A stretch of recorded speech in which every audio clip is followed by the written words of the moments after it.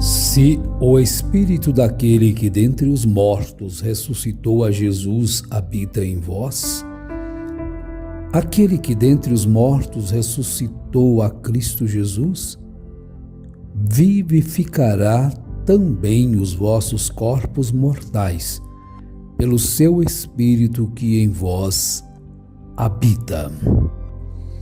Bom dia a todos, amados e preciosos irmãos, aos quais amo em verdade. Mesmo sem nunca ter estado pessoalmente com vocês. Vocês que os prestigiam aí, e alguns a gente conhece por fotografias, né, dos que nos ouvem espalhados aí pelo Brasil. Mas uma coisa é certa: se nós permanecermos unidos na palavra, se não nos conhecermos aqui, nesta terra, nos conheceremos em novos corpos, segundo a promessa de Deus, porque temos o mesmo Deus, um só Deus, uma só fé, um só amor, um só batismo, um só Espírito, o Consolador. Bem, nosso assunto, ele vai falar sobre aproveitar a ocasião. As pessoas aproveitam a ocasião para fazer o bem, outros aproveitam para fazer o mal, uns aproveitam a ocasião para amar, outros para odiar. Uns aproveitam a ocasião para viver, procurar trazer vida, e outros procurar trazer morte. De qualquer forma, as ocasiões surgem. Machado de Assis, escritor brasileiro, ele escreveu sobre o ditado: a ocasião faz o ladrão. Ele rebateu, não concordou com esta frase e disse: a ocasião faz o roubo. Veja bem como ele mudou a sentença. A ocasião faz o roubo e não o ladrão. O ladrão já está esperando uma ocasião propícia para pegar aquilo que não é dele. Às vezes ele vigia uma pessoa, uma casa, e assim sucessivamente. Quando a oportunidade parece lhe ser favorável, aquela ocasião está própria, então ele efetua aquilo que ele desejava fazer. A sua intenção já era esta: saía de casa já procurando uma ocasião propícia para conseguir fazer o seu furto. Bem, para nós começarmos, nós vamos voltar um pouquinho na vida de Daniel, capítulo 6 do seu livro. Nós vamos encontrar que Daniel, ele era fiel a Deus e fiel ao rei Dario. Ele era fiel a Deus e ao rei Dario. Ele era amado por Deus e amado também pelo rei, porque ele era um servo fiel a Deus e um servo fiel a Dario. É compreensível isto? Porque lá para nós aqui, que não vivemos no tempo do Velho Testamento, tem a mesma ordenança: sermos fiéis aos patrões, servi-los com honestidade. Mas vejam bem, dentro do reino, nem todos eram semelhantes a Daniel. Aqueles homens ali da Babilônia, aqueles homens aos quais conviviam com Daniel,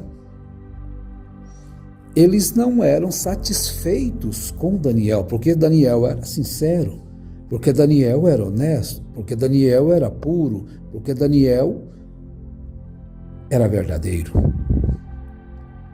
Então o rei Dario constituiu sobre o seu reino as 120 sátrapas que estivessem sobre todo o reino.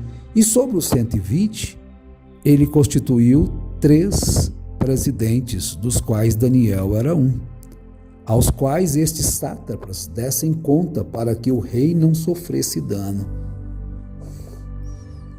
E agora? Ministro, né? Então, cada ministro ali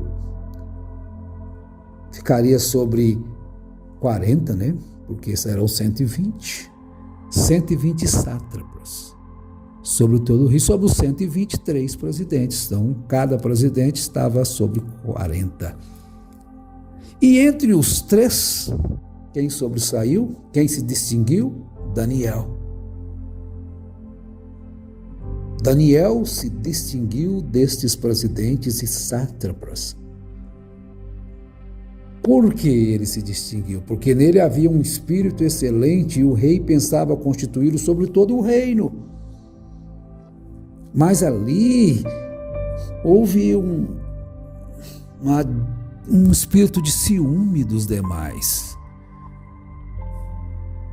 E começaram a trabalhar contra Daniel.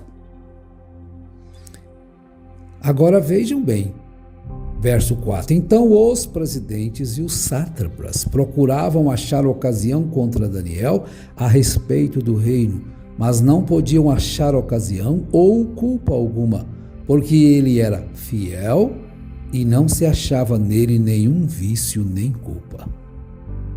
Agora, o cristão, ele é fiel no trabalho que ele faz. Ele deseja, para começar interiormente, ele deseja o sucesso do patrão. Ele não deseja o infortúnio do patrão. Ele não deseja o fracasso da empresa. Ele já começa desejando o sucesso da empresa, o sucesso da quem lhe paga, porque se você trabalhar assim, alguma coisa vai acontecer. Alguém vai ficar contra você, a sua honestidade, a sua pureza, a sua fidelidade, mas uma recompensa virá.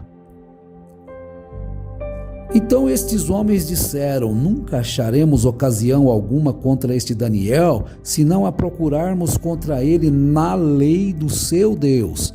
Observe bem isso, que é a sequência. Depois a gente pode ler o verso 5 outra vez, talvez noutra ocasião, talvez essa não seja possível concluir. Mas eles disseram: nunca acharemos ocasião alguma contra este Daniel, se não a procurarmos contra ele na lei do seu Deus. Você sabe onde Satanás achava ocasião contra os filhos de Deus? Na própria lei de Deus. Nós vamos chegar em Romanos. Se não procurarmos contra ele na lei do seu Deus. É a lei pecado? Nós vamos ver Paulo perguntando. A lei pecado, tomando ocasião contra nós. Então eles procuraram na lei de quem? Do próprio Deus de Daniel. Então estes presidentes procuraram, vasculharam e eles acharam um meio que eles pensavam que podia destruir Daniel, e realmente era um meio terrível. Se Daniel fosse fiel somente ao rei da terra, ele teria sido consumido. Pense bem, mas ele era fiel também ao rei do universo. Aleluia por isto. O que eles fizeram? Eles pensaram: temos um meio de pegar este homem. Vamos criar uma lei. E ele ora todos os dias, 3 vezes com a janela aberta, olhando para Jerusalém. Ele era fiel a Deus. Para ele ser fiel ao rei, ele teria que ser fiel ao rei dos reis primeiro, ao Senhor. Ninguém pode ser fiel se não for fiel a Deus. Ninguém pode ser fiel se primeiro não for fiel a Deus, aos seus mandamentos, às suas instruções. Você não pode fugir da prostituição, da mentira, do roubo, do engano, se você não for fiel a Deus, porque a sua carne, ela não é fiel, ela vai te derrubar. A mulher adúltera vai te derrubar, a cobiça vai te derrubar, a ganância vai te derrubar, o desejo de riquezas. A fidelidade maior é para com Ele. E se você for fiel a Ele, a Deus, você terá prazer em ser fiel aos homens aqui embaixo, às mulheres, aos filhos, à esposa, à sua congregação. Mas quando você não é fiel, você não consegue ser fiel à sua congregação. Você acha difícil ir à igreja, que você achou coisas melhores lá nos seus olhos. Você achou coisas, caiu num lacinho dos sátrapas, do Satanás. Meus irmãos, não é fácil fugir do engano, não. Você vira as costas para a palavra, lá na frente você vai ver o que vai acontecer. Tem leões para te tragar. Tem leões prontos para te destruir. Satanás não brinca em serviço, não. Parece bom a sua doutrina fora das escrituras, né? Agradável. É tão fácil servir a Deus. Para que ir à igreja? Para que isso? Para que aquilo outro? Para que contribuição? Para que vai fugindo das coisas da Bíblia? Você vai ter um preço lá na frente. Deus ajude que não seja igual ao dos sátrapas. Mas prossigando só um pouquinho. O que eles fizeram? Então todos os presidentes do reino, os prefeitos, os sátrapas, conselheiros e governadores concordaram em que o rei devia baixar um decreto e fazer firme o interdito que qualquer que, por espaço de 30 dias, fizer uma petição a qualquer Deus ou a qualquer homem, a não ser a ti, o rei seja lançado na cova dos leões.